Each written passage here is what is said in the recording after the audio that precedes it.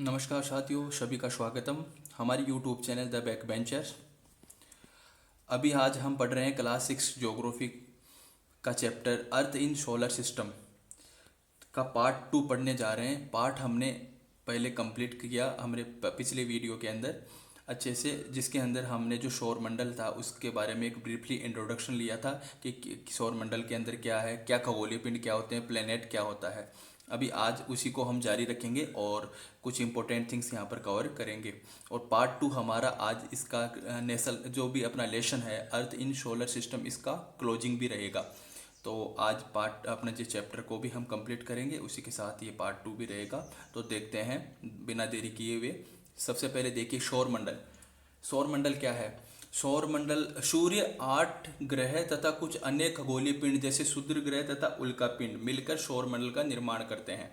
सौर मंडल का मुख्य सूर्य कहलाता। अगर बात करें हम नॉर्मली, अगर सीधे से शब्दों में बात करें, सौर मंडल क्या है? सूर्य हो गया, सूर्य के अलावा 8 ग्रह हो गए, 8 ग्रह के अलावा कुछ अन्य खगोलीय पिंड भी होते हैं जिनको हम क्षुद्र ग्रह बोलते हैं या उल्का पिंड बोलते हैं। उल्का पिंड अलग हो गए। तो ये सभी मिलके एक सौर मंडल का ही निर्माण करते हैं और यही सौर मंडल है।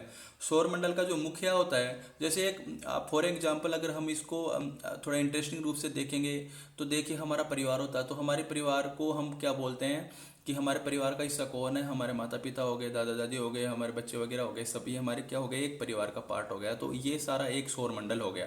अभी सौर मंडल में हम क्या बोलते हैं कि हमारा घर का मुखिया कौन हो गया? जैसे हमारे पिताजी हो गए या दादाजी हो गए, जो भी हैं, तो उनका मुखिया हो गया। तो वैसे जो सौरमंडल एक परिवार है, उस परिवार का मुखिया कौन है? सूर्य है। सूर्य इनका मुखिया है। तो सबसे पहले मुखिया की बात करते हैं। अब इनके हम क्या करेंगे कि कोई आता है तो हम हमारे परिवार में सबसे पहले इंट्रोडक्शन किसका होता है? सबसे पहले मुखिया का होता है। उसके बाद में इंट्रोडक्शन, हाँ कि ये पिताजी हैं, ये बच्चे हैं, एक एक का हम इंट्रोडक्शन देते हैं कि ये क्या है क्या नहीं है। वैसे ही आज हम सौरमंडल का इंट्रोडक्शन लेंगे। सौरमंडल एक परिवार है, उसके जो भी कैंडिडेट है उनका एक एक का आइडेंटिफाई करते हैं, नाम करते हैं, पता लगाते हैं उनके बारे में, उनकी विशेषताएं जानते हैं। तो सबसे पहले उसी क्रम में देखते हैं सूर्य का मुखिया की बात करते हैं। सूर्य सौरमंडल के केंद्र में स्थित है। यह अत्यधिक गर्म गैसों से मिलकर बना है। यह अपने आकर्षण बल से सौरमंडल को बांधे रखता है। सौरमंडल में प्रकाश का ऊर्जा का एकमात्र ये सोर्स है। यह पृथ्वी से लगभग 15 करोड़ किलोमीटर दूर है। देखिए सूर्य सबसे पहले तो घर का मुखिया है, तो सारी रिस्पॉन्सिबिलिटी इसके ऊपर है पूरे घर को बांध के चलने की। तो सीधी सी बात है कि एक तो ये सौरमंडल के केंद्र में स्थित है, एकदम सारे सौरमंडल की दूरी है। दूसरा ये क्या करता है कि सौरमंडल के अंदर इसका जो पूरा परिवार है, इनके जो और भी ग्रह हैं, ग्रह हो गए, उपग्रह हो गए, नक्षत्र हो गए, जिनको या कुछ उल्कापिंड क्षुद्र ग्रह हो गए, ये सबको क्या करता है? अपना एक स्पेशल आकर्षण बल होता है सूर्य के पास, उससे उनको सबको बांधे रखता है, एकजुट रखता है, पूरे परिवार को साथ लेके चलता है। उसके अलावा क्या है कि सौरमंडल में प्रकाश और ऊर्जा एकमात्र, और पूरा जो ब्रह्मांड है, यूनिवर्स है, उसके अंदर प्रकाश का, लाइट का और ऊर्जा एनर्जी का सोर्स, यानी इसी से सभी प्राप्त करते हैं। किससे? सूर्य से। यही एकमात्र सोर्स है जिसके पास खुद की लाइट है, प्रकाश है और खुद की एनर्जी है। उस और दूरी देखिए हमारी पृथ्वी से अगर हम देखेंगे सूर्य तो बहुत दूर है, 15 करोड़ किलोमीटर। यह बहुत ज़्यादा दूरी होती है, हम इसको अनुमान भी नहीं लगा सकते, इतना दूर है 15 करोड़। और इतना दूर होने के बावजूद भी हमें यहाँ पर टेम्परेचर इतना लगता है, गर्मियों में हालत ख़राब हो जाती है। मतलब इतना इसकी तपन हमें महसूस होती है, हाई टेम्परेचर महसूस होता है। देख लो पास में होता तो क्या होता। तो मतलब इतना दूरी होने के बाद में सूर्य का आकार है, जो सूर्य का आकार है, हमें पृथ्वी से इतना बड़ा दिखाई देता है। तो ये एक्चुअल में कितना गर्म होगा, कितना बड़ा होगा, कितनी हीट होगी, कितना पावर होगा, इसके पास एनर्जी होगी, इसकी वैज्ञानिक साइंटिस्ट लग रहे हैं, कल्पना ही कर सकते हैं हम कितनी एनर्जी होगी। ये अभी तक ये एक रिसर्च का मुद्दा है। देखते हैं आगे। देखिए अगला परिवार का जो सदस्य है वह है प्लेनेट, ग्रह, जिसको हम ग्रह बोलते हैं। तो आइए प्लेनेट जी के महोदय के बारे में जानते हैं। ग्रह जी क्या करते हैं? हमारे सौरमंडल में कुल 8 ग्रह हैं। सूर्य से दूरी के अनुसार इस प्रकार है। हमारे जो सौरमंडल परिवार है उसके अंदर ये जो ग्रह हैं, प्लेनेट हैं, ये कितने भाई हैं? 8 भाई हैं। ये 8 भाई हैं। ये 8 भाई कौन कौन है? इन 8 भाइयों के बारे में हम यहाँ पर ब्रीफली जानेंगे। ये देखिए आपके सामने मैंने एक डायग्राम बनाया है। यहाँ पर डायग्राम में देखिए ये वाला पार्ट, देखिए ये वाला पार्ट आपको दिख रहा है, ये क्या है? सूर्य है। ये इसको अगर हम सूर्य मानते हैं तो सूर्य के सामने मैंने एक आपके सामने एक सेंटेंस लिख रखा है। ये सेंटेंस आप अच्छे से याद कर लीजिएगा, ये एक ट्रिक है। ये जो सेंटेंस है देखिए, ये वाला यहाँ तक का एक सेंटेंस है। ये सेंटेंस आपको जो 8 ग्रह उनका नाम याद करना, और नाम भी किसके अकॉर्डिंग, सूर्य से दूरी के हिसाब से। जिसका नाम में सबसे पहले आएगा वह सूर्य के सबसे नज़दीक है, और जैसे जैसे नाम बढ़ता जाएगा वह उसकी सूर्य से डिस्टेंस भी बढ़ती जाएगी। तो देखते हैं, my very efficient mother just served us nuts. Very simple है कि माई very efficient mother just served us nuts. एक बार फिर देखते हैं, my very efficient mother just served us nuts. मेरी बहुत ही इफिशियंट मदर यानी बहुत ही कम खर्च वाली मदर ने क्या किया, इफिशियंट मदर ने हमें जस्ट सर्व किया है क्या, नट्स हो गए आपके ड्राई फ्रूट्स वगैरह अभी सर्व किया। तो देखिए इससे हम कैसे सीखेंगे 8 ग्रहों के नाम, 8 जो इस परिवार है। देखिए माई में जो पहला वर्ड है यहाँ पर देखिए, ये जो माई में पहला वर्ड है एम, तो एम से हो गया मरकरी हो गया, जिसको बुध ग्रह बोलते हैं। वेरी का वी को लीजिए, वी से क्या हो गया, विनश यानी शुक्र। फिर इफिशियंट में क्या है, ई से हम क्या लेंगे, अर्थ हमारी पृथ्वी। फिर होगा मदर, इफिशियंट मदर में पहला वर्ड क्या है, एम से क्या होगा, मार्स। जो क्या है, जस्ट में पहला जो क्या है वर्ड, इसमें जे का क्या होगा, जुपिटर। ऐसे सर्व्ड में पहला क्या होगा, एस का क्या होगा, सैटर्न हो गया। और अस में पहला क्या आता है, डिजिट यहाँ पर जो अल्फाबेट आता है यू का क्या होगा, यूरेनस बोल सकते हैं। और लास्ट का जो फाइनल है नट्स में पहला क्या आएगा, एन को हम बोलेंगे नेपच्यून। तो एक बार फिर बोलते हैं, my very efficient mother just serve us nuts. तो मरकरी, विनस, अर्थ, एम से मदर, जस्ट से जे से जुपिटर, सर्व्ड में एस से सैटर्न, और अस में यू से यूरेनस, और नट्स में एन से नेपच्यून। ये हो गई। तो सूर्य से सबसे कम दूरी पे सबसे नजदीक कौन सा हो गया, मरकरी यानी बुध ग्रह। और पृथ्वी कौन से नंबर पे आती है, मरकरी, विनस, और थर्ड नंबर पे हमारी आएगी पृथ्वी। सबसे दूरी पे कौन सा हो गया, नेपच्यून हो गया। तो ये हमने बड़े इजी वे में, याद होने वाले वे में देखा। आप 1-2 बार इसको बोलेंगे आपको याद हो जाएगा, my very efficient mother just serve us nuts. बहुत सिंपल है, याद कर लीजिएगा, आपके काम आएगा। तो देखिए अभी ये हमने परिवार के सदस्यों का ट्रिक्स के रूप से नाम याद कर लिया कि कितने हैं, 8 भाई हैं, आठों भाई कौन, ग्रह, प्लेनेट, उनके याद कर लिया। अब इनके बारे में जानते हैं और क्या है यहाँ पर इनके परिवार की क्या क्या खासियत है, क्या विशेषता है सौरमंडल परिवार की। देखिए सौरमंडल के सभी 8 ग्रह एक निश्चित पथ पर सूर्य का चक्कर लगाते हैं, जो कि एक दीर्घ वृत्ताकार पथ है। यह पथ कक्षा कहलाता है, मतलब एक रास्ता है। जो सौरमंडल है उसके अंदर ये जो 8 भाई हैं, 8 भाइयों का अलग अलग रास्ता है, अलग अलग इनका एक सर्किल होता है, जिसको क्या होता है, दीर्घ वृत्ताकार होता है। उस सर्किल की जो साइज होती है एकदम वृत्ताकार नहीं होता, गोल नहीं होता, वह है दीर्घ वृत्ताकार होता है। और जो रास्ता होता है उसको बोलते हैं ज्योग्राफी के अंदर कक्षा उसका कक्ष है, उसका जाने का रास्ता है। और ये सभी किसके चारों तरफ चक्कर लगाते हैं, अपने घर के मुखिया कौन है, सूर्य। तो सूर्य के चारों तरफ 8 ग्रह चक्कर लगाते हैं अपने एक निश्चित कक्ष के अंदर, और वह कौन से रूप में, दीर्घ वृत्ताकार रूप में चक्कर लगाते हैं। नेक्स्ट देखिए, शुक्र को पृथ्वी का जुड़वा ग्रह माना जाता है, क्योंकि इसका आकार एवं आकृति लगभग पृथ्वी के समान है। हमारी जो पृथ्वी है उसका ट्विंस प्लेनेट मानते हैं, यानी जुड़वा भाई मानते हैं। जुड़वा ग्रह किसको मानते हैं हम, विनस को, शुक्र को। क्यों, क्योंकि जो शुक्र की जो उसका जो शेप है, उसका आकार है, और उसकी आकार और उसकी आकृति उसकी जो लगभग कैसी है, अर्थ के सेम है, अर्थ से एकदम सेम है। तो इसलिए उसका क्या मानते हैं, उसको जुड़वा ग्रह भी मानते हैं। ये हमने बात की। अभी देखिए आपको हम लेके चलते हैं सौरमंडल के अंदर। तो अपना ये देखिए आपके सामने एक इमेज है, बहुत ही अच्छी इमेज है। इसमें आपको सौरमंडल दिख रहा है। सौरमंडल में जैसा हमने अभी सेम जो डायग्राम बनाया था उसी के अकॉर्डिंग है। यहाँ पर देखिए सबसे पहले सूर्य है, देखिए ये यहाँ पर सूर्य आ गया।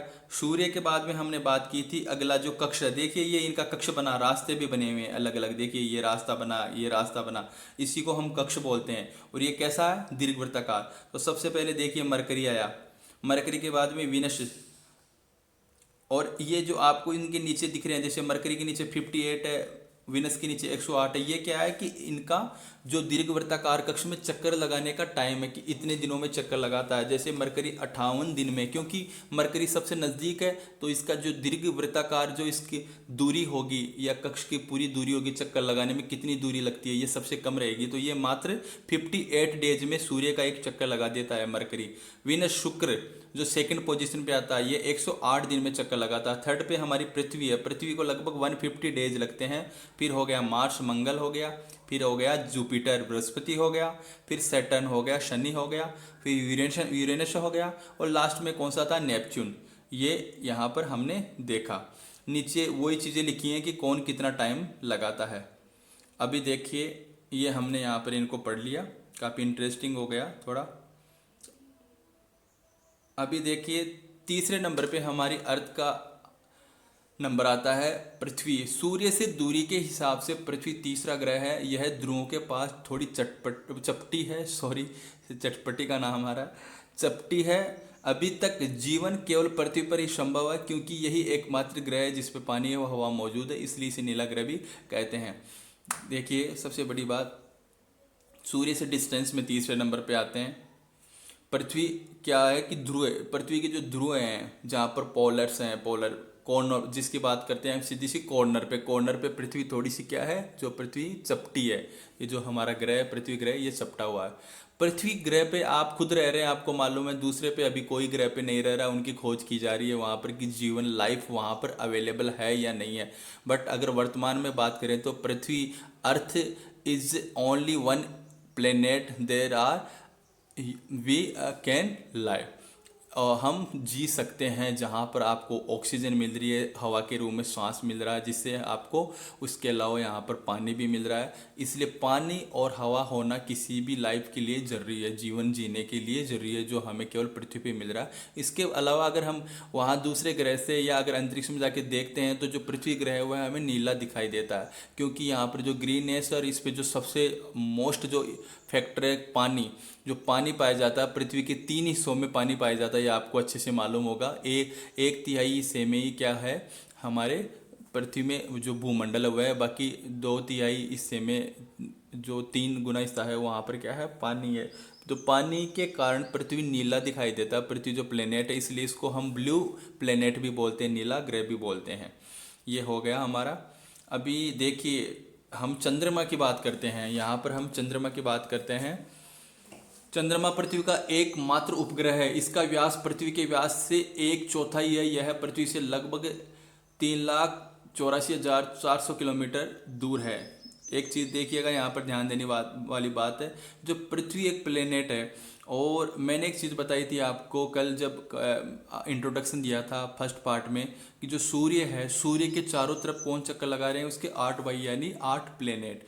और ये जो प्लेनेट होते हैं इनके भी तो भाई होते होंगे, नहीं इनके भी तो बच्चे वगैरह, तो इनके बच्चे कौन होते हैं, इनके उपग्रह, ग्रह के उपग्रह, वो इनके चक्कर लगाते रहते हैं। जैसे ये सूर्य के चक्कर लगाते हैं वैसे ही जो उपग्रह होते हैं वो ग्रह के चक्कर लगाते हैं। तो पृथ्वी का एक ही पुत्र है, यहाँ पर बेटा है, जिस उपग्रह है एकमात्र, वह है मून, चंद्रमा। और चंद्रमा पृथ्वी के चारों तरफ चक्कर लगाता है। और जो चंद्रमा का व्यास है, मतलब चंद्रमा की जो आकृति है, आकार है पूरा, वह पृथ्वी का केवल 1/4 हिस्सा ही है। अगर वो 100% तो ये 25% ही है। दूसरी देखिए, यहाँ पर कंपेरिजन कीजिएगा कि चंद्रमा से पृथ्वी के बीच में 3,84,000 किलोमीटर दूर है चंद्रमा पृथ्वी से, और सूर्य कितना था, 3 करोड़ किलोमीटर। तो सूर्य काफ़ी दूर है, चंद्रमा की तुलना में बहुत दूर है। देखिए अभी नेक्स्ट देखते हैं। इसमें एक इम्पोर्टेंट चीज़ है जिसको हम नोट लगा के यहाँ पर आपको बताने की कोशिश कर रहे हैं। उपग्रह एक खगोलीय पिंड है जो ग्रह के चारों ओर उसी प्रकार चक्कर लगाते हैं जैसे ग्रह सूर्य के चारों ओर चक्कर लगाते हैं। उपग्रह प्राकृतिक व कृत्रिम दोनों हो सकते हैं। भारत द्वारा निर्मित कुछ महत्वपूर्ण उपग्रह हैं, इनसेट हो गया, IRS हो गया, एडुसेट हो गया। देखिए मैंने जो अभी आपको बताया था कि जैसे ग्रह चक्कर लगाते हैं अपने मुखिया के चारों तरफ यानी सूर्य के चारों तरफ। वैसे जो ग्रह होते हैं तो इनके भी बच्चे होते हैं जिनको बोलते हैं उपग्रह होते हैं, ये भी इनके चारों तरफ चक्कर लगाते हैं। बट यहाँ पर बात आ रही है कि उपग्रह ग्रह की तरह नेचुरल होते हैं क्या? हाँ, नेचुरल भी होते हैं, बट इंसान ने इतनी ज़्यादा इन्वेंशन किया, इतना ज़्यादा काम किया, इतने ज़्यादा साइंटिस्ट लगे और अच्छे अच्छे इन्वेंशन हुए, तो उन्होंने काफ़ी आविष्कार करके ऐसे कृत्रिम यानी आर्टिफिशियल प्लेने वो सॉरी उपग्रह के बारे में, जिसको हम सैटेलाइट बोलते हैं, ये भी यहाँ पर पूरे वर्ल्ड में क्या किया है, डेवलप किया है अलग अलग कंट्रियों ने। अगर भारत के कंसर्न में बात की जाए तो भारत में जो प्रमुख इम्पोर्टेंट अब तक बनाए गए जो सैटेलाइट है उनमें हमारे कुछ नाम है। काफ़ी सैटेलाइट बनाए हैं पर इम्पोर्टेंट में इनसेट हो गया, IRS हो गया, एडुसेट हो गया, जो हमने यहाँ पर एग्जाम्पल दिया। क्योंकि आपको एक या दो नाम जो एकेडमिक है, जो 6th क्लास वाले बच्चे हैं, उनको पूछ सकता है कि किन्हीं दो कृत्रिम उपग्रहों के नाम बताइए जो भारत में बनाए गए हैं। नेक्स्ट देखिए, चंद्रमा पृथ्वी का एक चक्कर लगभग 27 दिन में पूरा करता है। लगभग इतने ही समय में यह अपने अक्ष पर एक चक्कर पूरा करता है। परिणाम स्वरूप हमें चंद्रमा का केवल एक ही भाग दिखाई देता है। देखिए क्या है, चंद्रमा पृथ्वी का भी एक चक्कर लगाता है, पृथ्वी का एक चक्कर लगाता है। जैसे पृथ्वी खुद सूर्य का चक्कर लगा रही है, वैसे ही अभी बात की थी हम, बार बार वही बात दोहरा रहे हैं कि वो वहाँ पर चक्कर लगा रही है सूर्य के चक्कर, और जो चंद्रमा है वह पृथ्वी का चक्कर लगा रहा है। उसके अलावा जो पृथ्वी है, आपने देखा होगा कई बार दिखाया है आपको सौरमंडल के बारे में जब प्रैक्टिकल करते हैं। एक्चुअली ये चीज़ क्या होती है, आमने सामने अच्छे से देख सकते हैं जब हमारे पास ग्लोब रहता है। तो पृथ्वी के चारों तरफ चंद्रमा घूमता रहता है, तो चंद्रमा खुद भी अपने एक जगह घूमता रहता है, खुद अपने अक्ष पे, अक्ष बोलते हैं, अक्ष पे भी घूमता रहता है। घूमता घूमता घूमता चारों तरफ एक चक्कर लगा देता है, किसके? पृथ्वी के। तो पृथ्वी के चारों तरफ चक्कर लगाना और खुद के अक्ष पे घूमना, इसका सेम टाइम रहता है, 27 दिन लगता है लगभग चंद्रमा को पृथ्वी के चक्कर लगाने में, और अपने अक्ष में 27 दिन लगता है। और जब अपने अक्ष पे भी उसी टाइम पर घूम रहा है, उतने दिन ही लग रहा है एक अक्ष पे घूमने में, और पृथ्वी के चारों तरफ भी उतना टाइम लग रहा है। तो इससे क्या होता है कि हम जब भी देखते हैं ना चंद्रमा को, तो हमें चंद्रमा का जो दूसरा हिस्सा है, जो अपोजिट वाला है, वो कभी भी हमें दिखाई नहीं देता। चंद्रमा का हमें वही हिस्सा दिखाई देता है, कौन सा? एक जो सामने वाला रहता है वही, क्योंकि वही हिस्सा जैसे वो घूम के आता है तो उसका अक्ष पे भी वापस घूम के पीछे छुप जाता है। रही बात चंद्रमा की, चंद्रमा पे क्या है कि अभी तक चंद्रमा एकदम सुनसान, चंद्रमा पे एकदम धरातल सुनसान है। बहुत से गड्ढे हैं, बड़े बड़े पहाड़ियाँ हैं, पत्थर हैं, काफ़ी हैं, और बहुत गड्ढे हैं। जीवन वहाँ कुछ भी नहीं है, अभी तक कुछ भी प्राप्त नहीं हुआ, बस पूरा निर्जन पड़ा है, एकदम बंजर पड़ा है वहाँ पर। और जब ये चीज़ें हम कब दिखाई देती है, जो पहाड़ी हैं, बंजर इलाके हैं, बड़े बड़े बहुत गहरे गड्ढे हैं बहुत ज़्यादा, तो उनकी जो छाया होती है, प्रतिकृति होती है, वह हम जब पूर्णिमा का टाइम होता है, पूर्णिमा का टाइम होता है, तब चंद्रमा पूरा अपना आकार लिए हुए होता है, तो उसके अंदर हमें कुछ दाग दिखाई देते हैं। वो एक्चुअली दाग नहीं होते, वो जो पहाड़ियाँ हैं, गड्ढे हैं, उनकी छाया होती है, वो जो हमें एक दाग के रूप में दिखाई देती है। तो ये बात हो गई चंद्रमा की। और जो सैटेलाइट क्या होते हैं, उपग्रह क्या होते हैं, उसके बारे में हमने यहाँ पर जाना। अभी नेक्स्ट देखते हैं हम यहाँ पर क्षुद्र ग्रह। क्षुद्र ग्रह क्या होते हैं? इंग्लिश में आपने खूब सुना होगा, एस्ट्रॉइड्स बोलते हैं जिनको हम, एस्ट्रॉइड्स बोलते हैं, यानी क्षुद्र ग्रह। यानी जो ग्रह हैं, जैसे पृथ्वी है, बुध हो गए, ये ग्रह हैं, इनसे क्षुद्र हैं, यानी बहुत छोटे हैं। और आपको आपके नॉलेज के लिए बता दूं कि ये जो क्षुद्र ग्रह हैं, ये कहीं ना कहीं, कभी ना कभी जो प्लेनेट थे, ग्रह थे, उन्हीं के पार्ट हुआ करते थे। बट क्या हुआ, कुछ भूगर्भिक यानी जियोग्राफिकल कुछ इंसिडेंट्स हुई, हलचल हुई, और ये कहीं ना कहीं उन हलचलों के बाद में इनका कुछ हिस्सा, जो प्लेनेट थे उनका कुछ हिस्सा टूट के, और वहीं पर ही सौरमंडल में ही सूर्य की कक्षाओं में, सूर्य के चारों तरफ अपनी अपनी कक्षाओं में चक्कर लगाने लग गए। तो ये जो टुकड़े हैं, इनको फिर बाद में हमने, जो बड़े बड़े भूगोलवेता हैं, उन्होंने क्या नाम दिया? क्षुद्र ग्रह का, यानी एस्ट्रॉइड्स का, जो छोटे टुकड़े हैं उनको। और ये काफ़ी हजारों लाखों की काफ़ी संख्या में ये ब्रह्मांड के अंदर पाए जाते हैं। तो देखिए इनको बोलते हैं क्या? देखिए, तारों, ग्रह व उपग्रह। तारों की बात कर ली थी, ग्रह उपग्रह जो भी होते हैं, उनके अतिरिक्त भी असंख्य छोटे पिंड भी सूर्य के चारों ओर चक्कर लगाते हैं। आपको बताया मैंने, इन पिंडों को हम क्या कहते हैं? क्षुद्र ग्रह कहते हैं। क्षुद्र ग्रह मंगल एवं बृहस्पति की कक्षाओं के बीच पाए जाते हैं। वैज्ञानिकों के अनुसार ये ग्रह के ही एक भाग हैं। वही बात जो मैंने दोहराई। हाँ, एक important things for competitive exam, direct question आते हैं, बहुत बार आया ये क्वेश्चन, बार बार रिपीट होता है कि क्षुद्र ग्रह कहाँ पाए जाते हैं। जो सौरमंडल के अंदर क्षुद्र ग्रह सबसे ज़्यादा कहाँ पाए जाते हैं, तो ये पाए जाते हैं मंगल और बृहस्पति। जो मंगल प्लेनेट है, मार्स है और जुपिटर है, उसके बीच में जो डिस्टेंस है वहाँ पर ये चक्कर लगाते रहते हैं, वहाँ पर ये एस्ट्रॉइड्स यानी क्षुद्र ग्रह पाए जाते हैं। नेक्स्ट देखिए मेटेरॉइड्स जिसको आप हिंदी में उल्का पिंड बोलते हैं, काफ़ी रोचक रहती है। उल्का पिंड जब हम रात्रि में देखते हैं, काफ़ी कई घटनाएं इसके साथ जुड़ी हुई हैं, काफ़ी लोग कई अनेक कथाएं बनाते हैं। तो उल्का पिंड आपने देखा होगा, कई बार आपको रात को दिखता है, कुछ तारा सा चमकता हुआ आता है, लगता है कि हमारे पास आएगा, और फिर अचानक वह वायु थोड़ी दूर आने के बाद में गायब हो जाता है। कभी कभी हमने देखा है कि उसका कुछ हिस्सा आके, हमने तो देखा नहीं पर सुना है कि कुछ हिस्सा आके पृथ्वी के धरातल पे भी गिर जाता है। उसके भी काफ़ी यहाँ पर प्रूफ मिले हैं, काफ़ी कई बार इंसिडेंट हुई है। तो देखते हैं, सूर्य के चारों ओर चक्कर लगाने वाले छोटे छोटे पत्थरों के टुकड़ों को उल्कापिंड कहते हैं। देखिए कुछ छोटे छोटे टुकड़ा और होते हैं, वो भी उल्कापिंड कहलाते हैं। उल्कापिंड के जैसे क्या थे, क्षुद्र ग्रह भी थे। इनकी प्रवृत्ति पृथ्वी पर गिरने की होती है। इनकी जो नेचर होती है ना, मेन नेचर होती है, वो क्या होती है, पृथ्वी पे गिरने की होती है। ये अक्सर पृथ्वी की तरफ हमें आते दिखाई देते हैं, क्या, उल्कापिंड। इस प्रक्रिया के दौरान वायु के साथ घर्षण होने के कारण ये गर्म होकर जल जाते हैं, फलस्वरूप चमकदार प्रकाश उत्पन्न होता है। अभी बात हो रही है कि ये टुकड़े, आप बोलेंगे सर ये तो एक टुकड़े होते हैं। आपने बोला कि जो सौरमंडल होता है, जो सौरमंडल परिवार होता है, वहाँ पर सूर्य ही एकमात्र ऐसा है, उनका मुखिया जो हिस्सा है सौरमंडल का, जिसकी खुद की एनर्जी है, खुद का लाइट है, प्रकाश है। तो सर ये फिर हमें रात्रि को चमकता हुआ क्यों दिखाई देता है? सही है, लॉजिक सही है, आपका प्रश्न सही है। तो बच्चों ये क्या है, या आप जो समझ रहे हैं, ये जो चमकता हुआ दिखाई देता है, जो क्या आता है आपके पास, मेटेरॉइड्स बोलते हैं उल्कापिंड। अक्सर ये जो टुकड़ा होता है, एक टुकड़ा ही होता है, बट ये पिंड होता है एक, बट जब ये पृथ्वी की तरफ आता है तो ये पृथ्वी में जब एंट्री करता है पृथ्वी ग्रह के अंदर, और जब जो वायु वाला पार्ट होता है यानी हवा के संपर्क में आता है, तो ये घर्षण के बावजूद ये क्या होता है, जल जाता है। तो हमें ये चमकता हुआ दिखाई देता है, जो एक उल्का पिंड होता है। यही कारण है इसका। आगे देखिए, आकाशगंगा। आकाशगंगा के बारे में आप सभी ने सुना होगा, जिसको हम गैलेक्सी बोलते हैं या मिल्की वे भी बोलते हैं।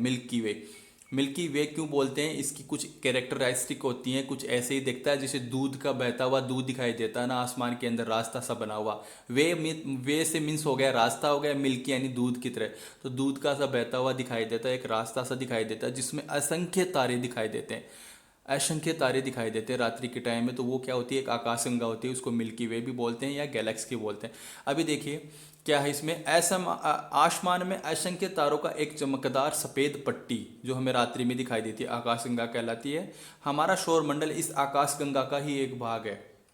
इस प्रकार लाखों की संख्या में आकाशगंगा मिलकर ब्रह्मांड का निर्माण करती है। देखिए जो हमारा सौरमंडल है, जिसमें हमने बात की थी, सौरमंडल कौन हुआ, जो हमारा एक परिवार था। सौरमंडल एक फैमिली का नाम है, और इस फैमिली में जो सूर्य है, ग्रह हैं, उपग्रह हैं, एस्ट्रॉइड्स हैं, मेटेरॉइड्स हैं, ये सभी उस घर में रहते हैं।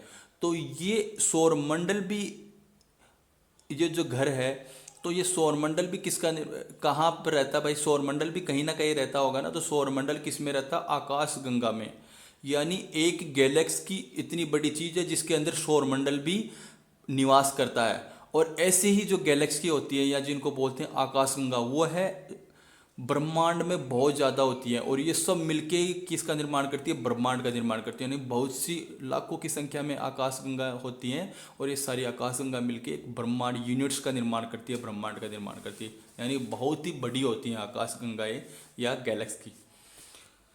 चलिए, ये हमारा जो इम्पोर्टेंट जो टॉपिक्स थे उनको हमने यहाँ पर क्लियर किया, और उसके साथ ही अभी ये हमारा लेसन भी कंप्लीट हो गया। बट साथ में चलते चलते कुछ इंटरेस्टिंग फैक्ट जो हमने चालू किए पिछली वीडियो से, यहाँ पर भी हम आप देखते हैं।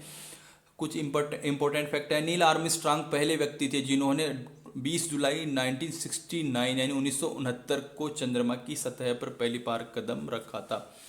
ये आपके इंफॉर्मेशन के लिए है, इन नॉलेज के लिए, कि अमेरिकन साइंटिस्ट थे, यानी उनका नाम था नील आर्मस्ट्रॉन्ग, यानी अंतरिक्ष यात्री थे नील आर्मस्ट्रॉन्ग। वह ऐसे पहले व्यक्ति थे जो कब 20 जुलाई 1969 यानी 1969 में ही चले गए थे और उन्होंने चंद्रमा की सतह पर पहली बार कदम रखने का गौरव हासिल किया था या रिकॉर्ड बनाया था। देखिए, सूर्य के प्रकाश को पृथ्वी पर पहुंचने में लगभग 8 मिनट का समय लगता है, जबकि स्पीड ऑफ लाइट 30 दिन। जो प्रकाश की स्पीड होती है, लाइट की स्पीड होती है, वह होती है लगभग 3 लाख किलोमीटर पर सेकंड। 3 लाख किलोमीटर एक सेकंड में पहुंच जाती है। जब इतनी स्पीड लाइट होती है तो ये बड़ा सरप्राइज करता है कि इतना स्पीड होने के बावजूद लाइट को प्रकाश से वहाँ पृथ्वी पर पहुँचने में कितना लग रहा है, लगभग 8 मिनट। वो क्यों? वो इसलिए कि मैंने आपको पहले बताया था कि ध्यान देना, उसका आंसर यहाँ पर है। इस लॉजिक का आंसर ये है कि पृथ्वी से सूर्य बहुत दूरी पे स्थित है। चंद्रमा की तुलना में चंद्रमा था हमारा लगभग कितना था, 3,86,400 किलोमीटर, जबकि सूर्य कितना है पृथ्वी से, 3 करोड़ किलोमीटर। तो 3 करोड़ किलोमीटर से आने में प्रकाश को टाइम लगता है और वो लगभग 8 मिनट का होता है। तो यहाँ पर हमने ये कंप्लीट किया। इसी के साथ हमारा ये चैप्टर फर्स्ट भी कंप्लीट होता है ज्योग्राफी का। आशा है कि आपको समझ में आया होगा और आपने लाइक किया होगा। अगर फिर भी अगर आपको लाइक करते हैं और आपको अच्छा लगता है लाइक कीजिए, अगर नहीं करता अनलाइक कीजिए। अनलाइक क्यों किया ये भी हमें कमेंट के थ्रू आप बताइए, जिससे हम उसमें सुधार कर सकें और अच्छे से अच्छा यूजफुल वीडियो बना सके, प्रोडक्टिव वीडियो बना सके, जो आपके एग्ज़ाम के नज़रिए से काफ़ी महत्वपूर्ण हो या काफ़ी लाभदायक हो आपके लिए। और अगर चैनल को आप अभी तक सब्सक्राइब नहीं किया तो सब्सक्राइब कर लीजिए, क्योंकि हमारा एक ही एम है कि ज़्यादा से ज़्यादा आपको मटेरियल उपलब्ध कराया जाए, ज़्यादा से ज़्यादा आपके नॉलेज में इंक्रीजमेंट हो और वृद्धि हो। इसी के साथ में हम इस लेसन को यहाँ से विदा करते हैं। जय हिंद, जय भारत।